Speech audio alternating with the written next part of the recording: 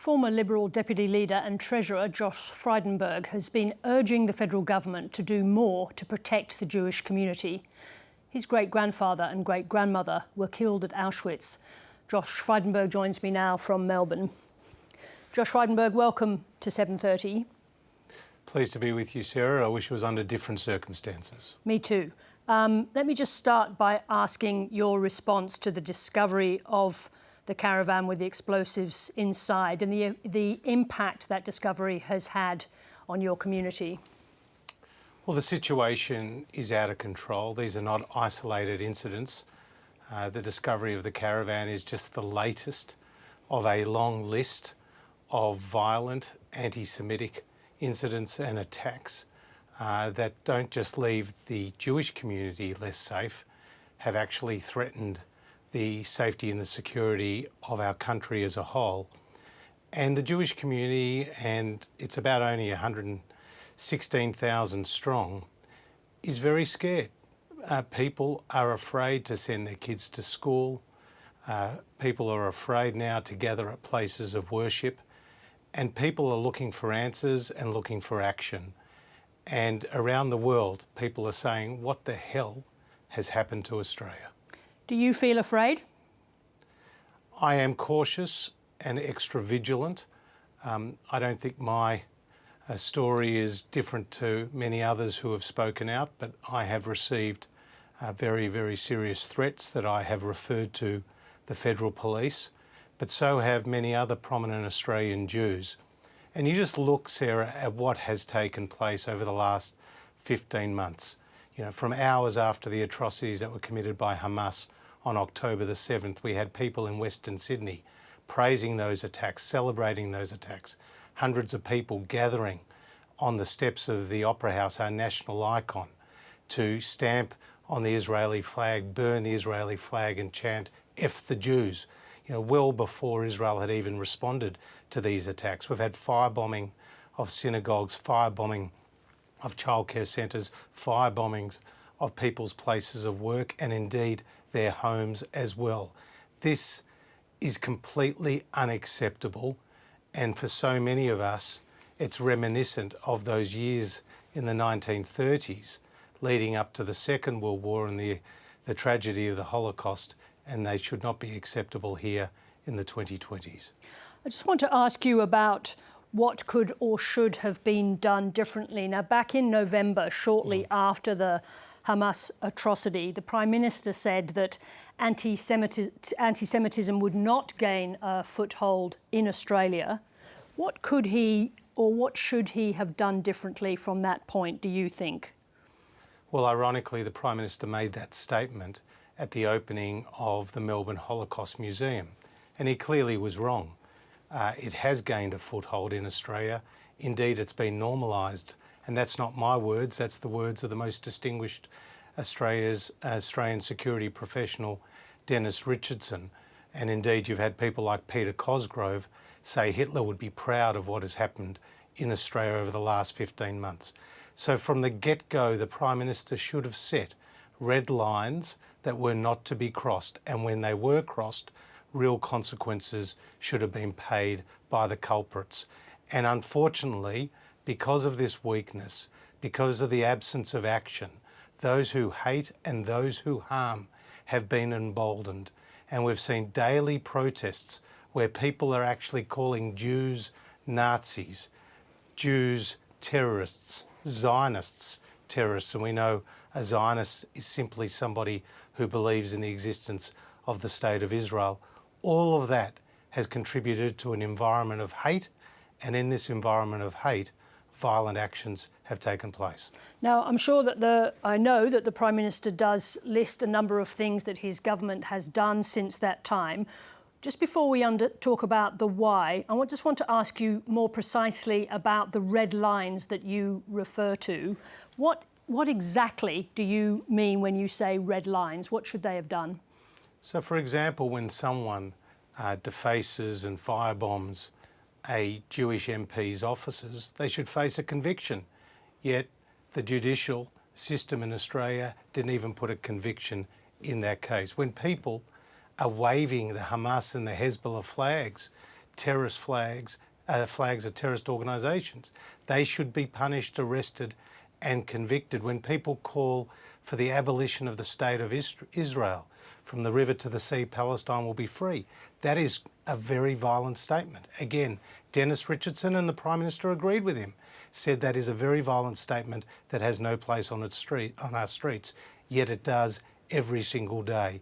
I could go through a long list of areas where the leaders have been missing, from our university campuses to our civil institutions like the Human Rights Commission. Law enforcement and the judiciary have been slow to put in place the necessary measures, and there's just been this chasm, this massive gap between what the Prime Minister's words have been and what the actions have been. Obviously, in some of those cases, those are decisions made by the judiciary, and it's not up to the Prime Minister to control individual sentencing as it happens. But just briefly on that subject, do you have an explanation for why the government, according to you, appeared to miss what was an escalating and very serious situation in our communities? Well, I just don't think that they've understood the gravity of the situation. I don't think they have grasped the scale and the seriousness of the escalating anti-Semitic attacks. And when you refer to the judicial sentences or lack thereof, the opposition has on the table a proposal for minimum mandatory sentences and indeed higher penalties for those who create terrorist attacks. And we've seen people demonstrate violently outside synagogues, outside people's homes in the predominantly Jewish suburb of Caulfield, people masking themselves as they go about their cowardly attacks. All of that should be legislated out of existence, and that is where the onus, the responsibility, lies with our governments, federal and state.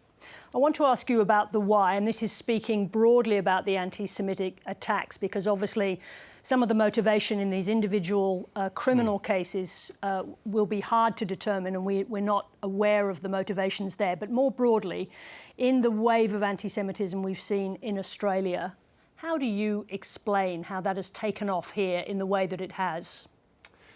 Well, Sarah, anti-Semitism is known as a shape-shifting virus. As you know, in the Middle Ages, Jews were targeted because of their race. They have been targeted in the 18th and 19th century because of their religion, and in the 20th century they've been targeted because of the nation-state of Israel.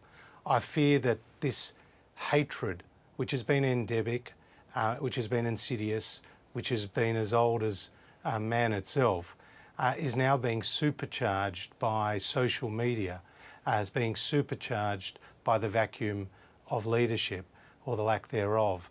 And people are not getting a balanced understanding of what's happening in the Middle East, and they're targeting Jews here in Australia, in their homes, in their places of work, in their places of worship, holding them to account for events that are taking place overseas. And Australia is better than this. This should not be happening in our own country.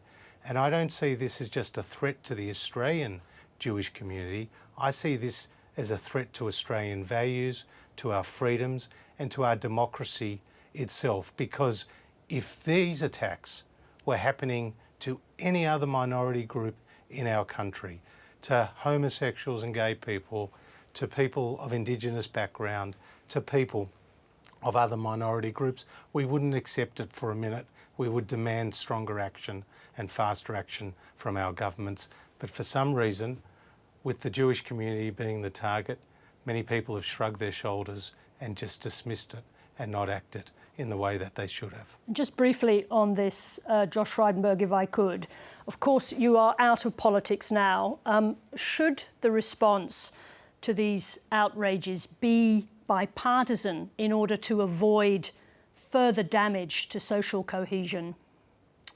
Well, obviously it should be bipartisan to the extent that you're putting in place new measures to safeguard the community. So when it comes to legislative responses, then of course both sides of the political aisle should come together, iron out their differences and put in place those measures, or listing terrorist organisations and other sort of activities.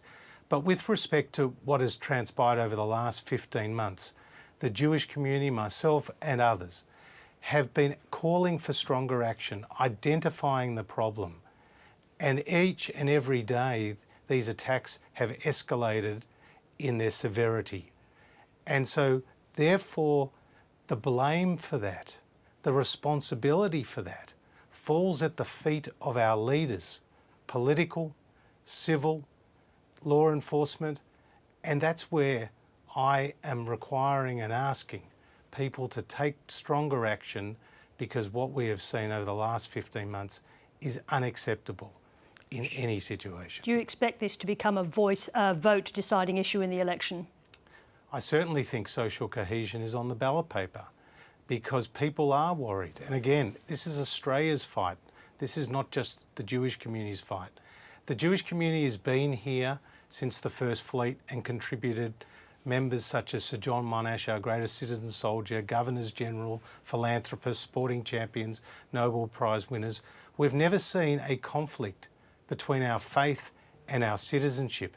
Yet right now in Australia, so many Jews feel abandoned, feel alone in their time of need.